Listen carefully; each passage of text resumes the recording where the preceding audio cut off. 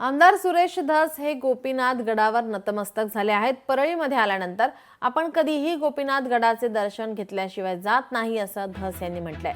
गोपीनाथ गड हे गोरगरिबांसाठी लढणारं विद्यापीठ आहे असं धस यांनी वक्तव्य केलं। तर कुणासोबत राहायचं हे मुंडे साहेबांकडून शिकलो आहे।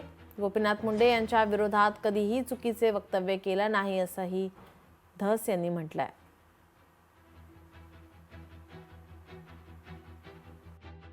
3 जून आणि 12 डिसेंबर 100% आणि मध्ये कधीही परळीला आलो की गोपीनाथ गडाचं दर्शन घेतल्याशिवाय मी जात नाही।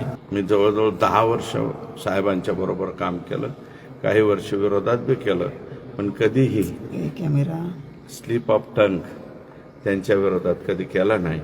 आणि आम्हाला जे राजकारण शिकवलं, कुठे वाकायचं, कुठे झुकायचं, कोणाबरोबर कधी पाया पडायचं किंवा राजकारणामध्ये कशा पद्धतीने संघर्ष करायचा, हे सगळं आम्हाला गोपीनाथरावांनी शिकवलं।